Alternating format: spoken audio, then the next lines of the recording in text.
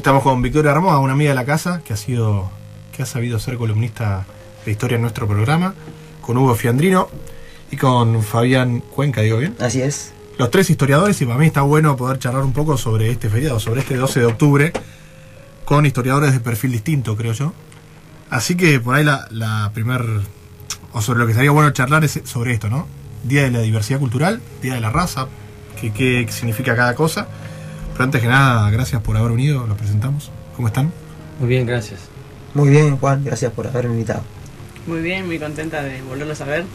Los extrañaba, la verdad. ¿Sí? ¿Se festeja Vicky este día o no? Para mí no. Y no solamente eso, sino que, digamos que tener una fecha, para mí es algo que significa muy poco. O sea, es como que, digamos, la formación que yo tengo es de derrumbar mitos todo el tiempo, entonces, digamos, pensar en una fecha es también empezar a analizar quién estableció esa fecha. Y en realidad no es la única llegada a América, pero bueno, un poquito por ese lado, digamos, que vendría a ser mi postura. Pero me gustaría también escuchar las otras posturas. Sí, ya las vamos a escuchar y por ahí hay alguna. Ya están levantando la mano, ya quieren responder acá. No, yo me acuerdo del por qué se estableció el Día de la Raza. Lo hizo don Hipólito Yrigoyen. Claro. Y el tema, él lo que pretendía con este día era de alguna manera revalorizar la cultura hispanoamericana frente al ataque del imperialismo. En ese momento el imperialismo era Estados Unidos, ¿sí? Y en gran parte Inglaterra, dueña de grandes empresas en la República Argentina. O sea, tenía los teléfonos, el ferrocarril, teníamos un convenio por la carne también, ¿no? La carne, la explotación del quebracho en el norte. ¿Frigoríficos? Los frigoríficos. Entonces, don Hipólito Yrigoyen en su decreto lo que establece es precisamente eso. Revaloricemos nuestra cultura, que es tanto americana como española, ¿sí? Y con eso vamos a poder combatir realmente al imperialismo. Si no, no tenemos de dónde surgir, de dónde salir. Está bueno eso que decís porque le da un contexto a ese día, porque no fue para crear una sobrevaloración de la cultura hispanoamericana por sobre la local, sino que fue justamente no a la invasión, pero no para dividir justamente, ¿no? No, no sé si quiere decir algo acá Fabián. No, es simplemente aportar que muchas veces se suelen utilizar diferentes denominaciones a fechas, ¿no? Como por ejemplo esta, y luego toma otro rumbo, ¿no? Claro. Según el que la sociedad le va dando. Ajá. Y volviendo a tu pregunta, vos planteabas recién, es un día para celebrar, y creo que se ha celebrado durante mucho tiempo, ¿no? Sí. En los colegios, en los actos. Pero bueno, ahora lo que se modifica es la denominación, hace no mucho tiempo atrás, ¿no? Desde el año 2010, esto es modificar el Día de la Raza por el Día del Respeto a la Diversidad Cultural, atendiendo, bueno, precisamente esto que estamos diciendo, ¿sí?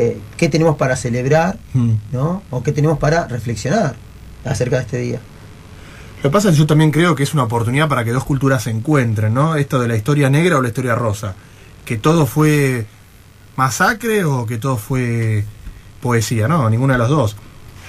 Pero me parece que es un momento también de encuentro de culturas. Lógicamente, con unas formas que quizá no hubieran sido las necesarias. No sé si vos lo ves así, Hugo. Es así, desde el inicio es así un encuentro.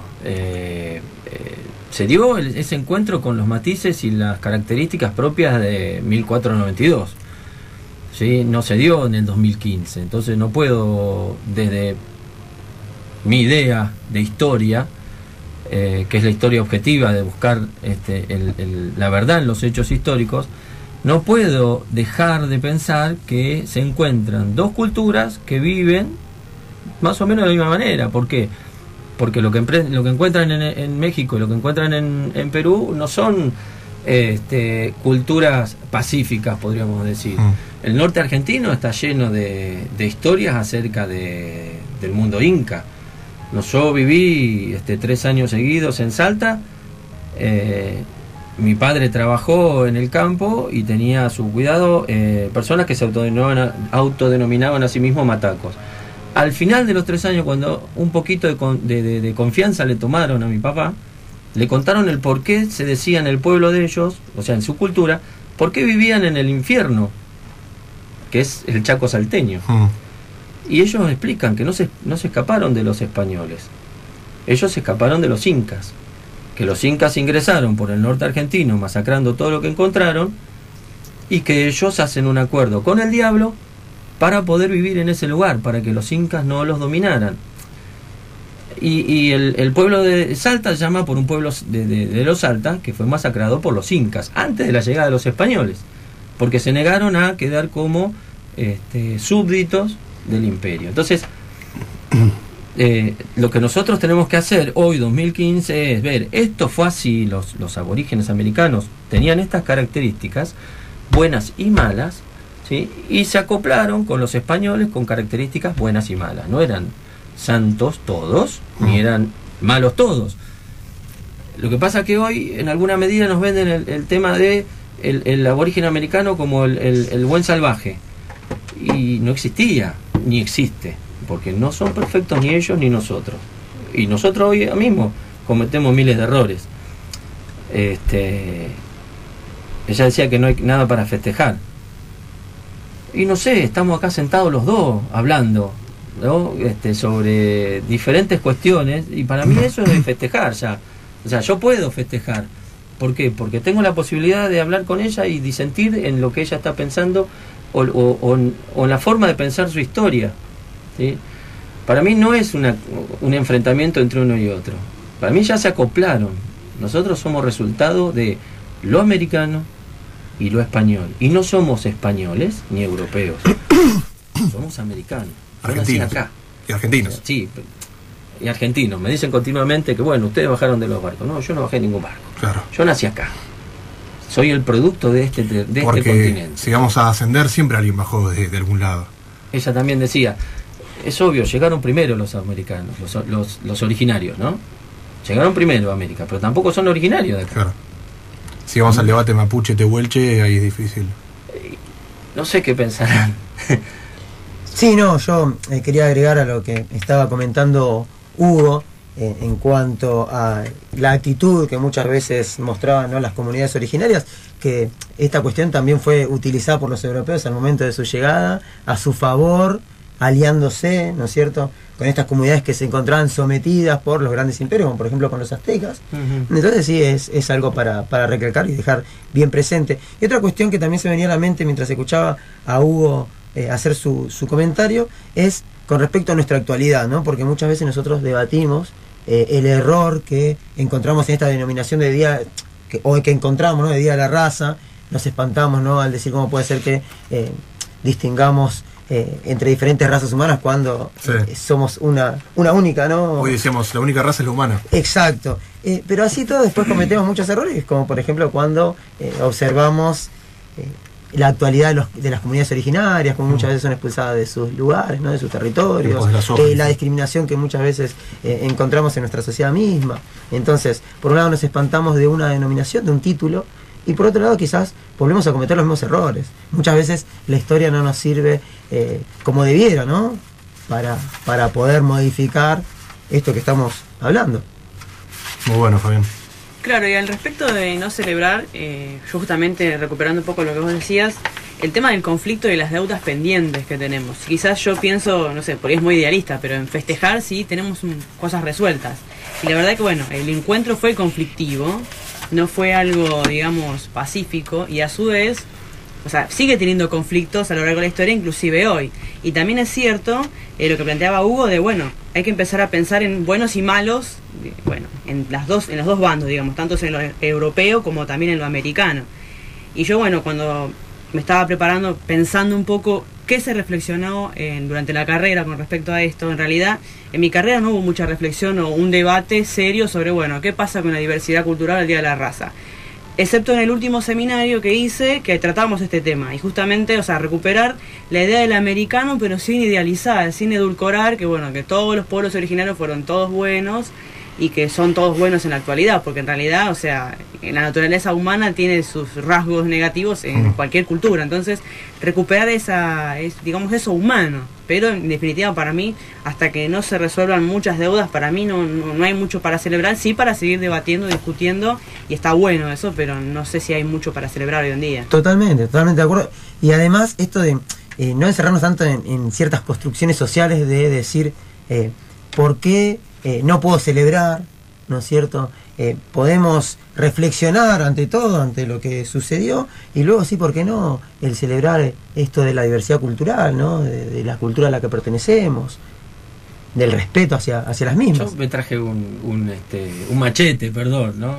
Mi memoria a veces no funciona. Es para 2 o 3 cositas. Está lleno de marcas de machete, pero bueno. Dice, para nosotros, dice, la raza constituye nuestro sello personal, indefinible e inconfundible. Para nosotros, los latinos, la raza es un estilo de vida que nos enseña a saber vivir practicando el bien y a saber morir con dignidad. Sigue hablando el personaje sobre muchas otras cosas, hablando específicamente sobre la hispanidad, sobre el encuentro de culturas, sobre que España trajo lo mejor de sí a América, que hubo yerros, dice en algún otro sector de su discurso, pero hay loas específicamente a todo lo español, ¿no? Porque habla de las leyes de Indias, habla de un puñado de héroes que son de soñadores, desbordantes de fe, venían a enfrentar lo desconocido. Dice, y todo propósito había eso, porque empieza a hablar de la leyenda negra, ¿no? Para la difusión de la leyenda negra, que ha pulverizado la crítica histórica seria y apasionada. Es decir, que él dice que la crítica histórica seria ha pulverizado a la leyenda negra. ¿Y por qué existe la leyenda negra? Por parte, le servía para echar un baldón a la cultura heredada, a la cultura hispánica, y por la otra, procuraba fomentar así en nosotros una inferioridad espiritual, propicia a sus fines imperialistas, cuyos asalariados y encumbradísimos voceros repetían por encargo el luminoso estribillo cuya remunerada difusión corría por cuenta de los llamados órganos de información nacional. Está echándole la culpa a todos aquellos que defendían la leyenda negra. ¿Sí? Es decir, el señor habla en contra de la leyenda negra. Dice que no existe, que no debe ser y que no es verdad. Y el que habla es Juan Domingo Perón. En un discurso en 1947, ¿sí? En el también Día de la Raza. Un hombre, claro. En el Día de la Raza es el discurso del presidente Juan Domingo Perón en la Academia Argentina de Letras. Qué distinto voy, de 1947. ¿Yo por qué lo utilizo y lo utilizo para dar clase? No lo descubrí en el profesorado, me lo enseñó mi ahijado, el hermano de la señorita que está sentada ahí. ¿Por qué lo uso? Por lo que acaba de decir él, el tema de la construcción y el tema de la historia objetiva. No adhiero a la construcción histórica, para nada. Tampoco yo sé que nos podemos equivocar en el buscar la verdad, ¿sí? Pero yo no la voy a construir, yo voy a tratar de descubrir qué pasó. Y en ese descubrir qué pasó me voy a acercar, ¿sí?, a todos los protagonistas de ese hecho histórico. Si yo adhiero a la construcción, la puedo construir como se me antoje, desde el color político, ideológico que se me antoje. Y entonces ahí entra el odio. Por ahí la construcción también refiere a vayámosla descubriendo entre todos y darle lugar a la opinión del otro también, ¿no? En la búsqueda de... Es que yo no creo que en este caso no se haya tenido la oportunidad de tener otra opinión. Por eso digo que que estamos festejando hoy, porque podemos hablar. Pero hablar civilizadamente, no desde el odio, ¿sí? Desde el odio es el tema de la construcción. Pues yo construyo desde mi ideología. Y desde mi ideología puedo construir cualquier cosa. Victoria. Y yo pienso un poco también, una cosa que me había quedado pendiente es el tema de Irigoyen cuando lo establece, y pensar también en la época de una recuperación del nacionalismo. Ese es otro tema que me encanta debatir porque, bueno, ¿qué es la nación? ¿Qué no es la nación? O sea, ¿cómo nos representamos? Y en realidad el hecho de no plantear una construcción es así también una construcción, porque, o sea, yo pienso que la historia nunca va a ser objetiva porque todos tenemos una postura y una construcción. Y hay quienes dicen, quienes trabajan en historiografía, que la historia es una construcción de lo que pasó. Nunca vamos a saber la verdad porque inclusive aunque viajáramos en la máquina del tiempo, siempre vamos a tener una postura en base a nuestros prejuicios. O sea, siempre es una construcción el conocimiento. En ese sentido, o sea, yo admito que es subjetivo, pero bueno, siempre en un marco de respeto y sin odio, por supuesto, que es lo más importante, es la manera de avanzar como sociedad. Más allá de la metodología de aproximación o de investigación, para mí tampoco es buen negocio, digo, el fomentar la autonomía de las poblaciones locales, ¿no?, de los pueblos originarios. Digo, un país fragmentado, porque esto puede tender a tener una fragmentación del país, sería similar a un Medio Oriente, ¿no?, donde ni siquiera ahí tampoco, pero cada nacionalidad, cada pueblo intenta tener su estado, teniendo entonces semiestados o casi estados, mucho más fáciles de, por ejemplo, llevarse su materia prima, ¿no? Digo, puede haber también alguna intencionalidad internacional en fomentar ciertas identidades. No sé si lo ven así. Sí, es cierto lo que decís, pero bueno, depende de nosotros, ¿no es cierto?, modificar esto que estás diciendo, ¿no? Revalorizando las culturas propias, pero sin perder la identidad que tenemos como país. Sí. Que también es verdad que hay una injusticia social en el sentido de que es difícil ver en un establecimiento de emergencia, en una villa miseria, algún descendiente europeo. Generalmente son descendientes indígenas, ¿no? O generalmente los trabajos de limpieza y demás también, digo. Ahí algo pasó, que no hay una justicia social ahí, ¿no? No, en eso estamos totalmente de acuerdo. Digo, qué casualidad que todos los que ocupan, los que viven en una villa y los que ocupan trabajos de menor categoría tienen rasgos de descendencia indígena.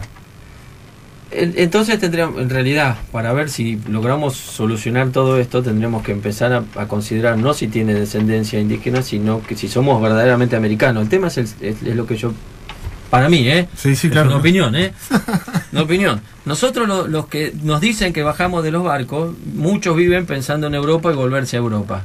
No, muchachos, ¿dónde viene? O sea, ¿vinimos acá? Para mí, este es mi país, este es mi continente, ¿sí? Este es el lugar donde yo voy a desarrollar mis capacidades. El otro es un americano igual que yo. Claro. O sea, digamos, podría ser, tiene más antigüedad que yo en América. Está bien, pero es un tan americano como yo. Ahora sí, nos empezamos a dividir. No, yo soy de descendencia europea, no, aquel... Sí, una fragmentación eso. Me vine a hacer la América. ¿Qué es me vine a hacer la América? Me vine a ganar unos pesitos y me vuelvo a Europa. Bueno, que es un poco lo que pasó en el Cerro Potosí, por ejemplo, ¿no? Digo, ahí a favor de, si querés ponemos condimento a la leyenda negra. Potosí, digo, se ha sustentado con materia prima a Europa, a España principalmente. A Inglaterra y a China. Sí. España no la vio, ¿no? La vio pasar. Bueno, pero en industria, okay. Se fue para otro lado. A poblaciones que no son justamente las originarias, ¿no? No, y en eso son los errores. Pero si vos comparás las colonizaciones de los otros países europeos... Potosí ha bajado de nivel por las excavaciones internas que tiene. Si vos comparás las otras colonizaciones, te vas a encontrar, por ejemplo, las 13 colonias son todos puertos. Ah. El único puerto grande que hay en América es el de Buenos Aires y fue fundado por todos contrabandistas. Sí, claro. Todos contrabandistas eran. En cambio, si vas a Chile no tenés un puerto, tenés una ciudad en el medio del continente. Te vas a Perú, es una ciudad en el medio del continente que después tuvieron que fundar un puerto. Te vas a Ecuador, lo mismo. Te vas hacia el norte y es lo mismo. ¿Eso México, qué quiere decir con...? Porque una cosa es fundar puertos para convertirlos en comercio, en un puerto de entrada y salida de las mercaderías de la madre patria, y otro es que yo vengo a colonizar porque tengo otra idea. No vengo con una... O sea, me llevo el oro, sí, pero no es la finalidad máximo. Llevarme solamente el oro. Yo vine a vivir acá y me casé con una americana. Me casé con una americana porque doña Isabel puso en su cuando se murió escribió el testamento. Señores, vayan a América y cásense con americanos, ¿no? Vayan solteros, no familias ni casados. Después la dinámica va llevando a otra. Lo que hace, o sea, lo que hacemos nosotros como imperfectos, sí, nos equivocamos por todos lados. Sí, me surgieron dos preguntas para los tres. Generalmente yo cuando necesito saber algo, lo primero que hago es googlearlo, porque es la salida más rápida. Les pregunto a ustedes, ¿qué hacen cuando se acaba internet, se acaban los libros y necesitan la fuente más antigua? ¿A quién recurren? ¿Cómo recurren? ¿Y cómo consiguen esos datos? Y por otro lado, si alguna vez se decepcionaron por haber encontrado algún dato que no les gustó del pasado. Vicky, ¿te animás? Y eso depende que quieras buscar. Hoy en día hay mucha documentación que está online, o sea, muchos archivos que tienen un acceso. Nunca tuve una experiencia de ir, por ejemplo, al Archivo General de la Nación todavía, pero sé que uno puede recurrir ahí. Y en cuanto a encontrar datos, sí, uno siempre por ahí encuentra algo que, o sea, no va en cuanto a lo que esperaba. Pero bueno, está también en la postura de uno de aceptar esa realidad o ignorarla. O sea, que hay de las dos posturas y a lo largo de la historia vieron de las dos posturas. Gente que encontró cosas que no les cuadraba con su idea y bueno, nunca las dijeron, digamos. Eso está bueno porque me imagino que uno tiende a veces, ¿no? A la hora de buscar o de investigar sobre la historia, de tratar de irse apegando a lo que uno piensa. ¿No pasa eso?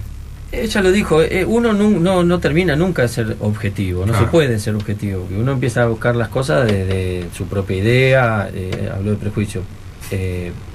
No se termina nunca de ser objetivo. Claro. Pero la postura que yo tengo es que tengo que tender a la objetividad.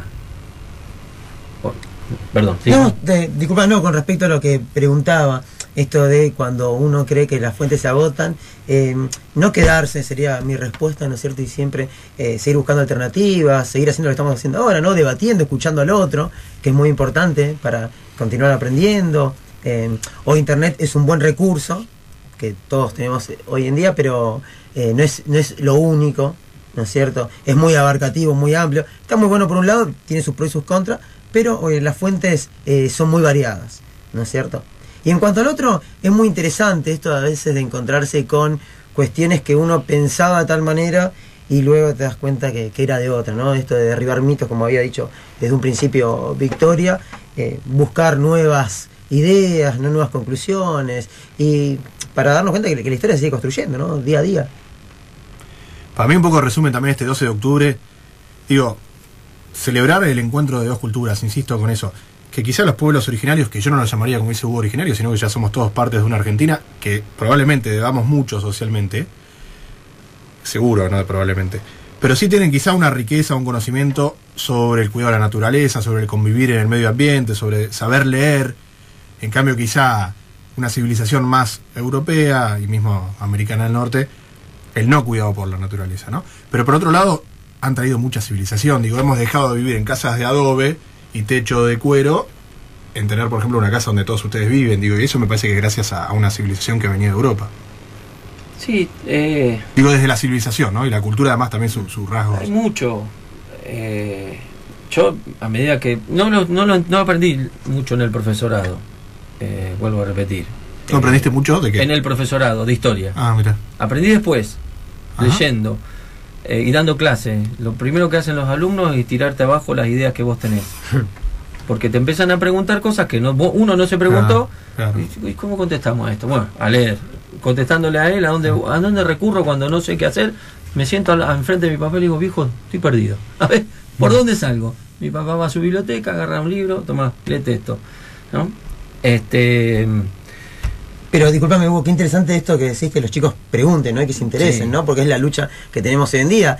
No que sean personas que solamente Claro. están oyéndonos, ¿no? Y haciendo o pensando todo lo que nosotros les transmitimos, sino que ellos indaguen, se interesen, sean críticos y reflexivos, que es uno de los principales propósitos, ¿no es cierto? No, sí, es la principal fuente de aprendizaje que tuve, porque me obligaron a releer todo lo que tenía, a buscar información, a plantearme la información que tenía, a criticar lo que me habían enseñado, todo eso sí, y después tenés muchas cosas. Vos vas al interior y la gente en el interior no tiene ese enfrentamiento que Claro. tenemos acá en Buenos Aires. Es más, decís, una preocupación estética de clase media porteña, ¿no? Quizá. Y yo empezó como eso, diríamos. No, hay mucho, hoy en la universidad tenemos mucho de esto, de la crítica.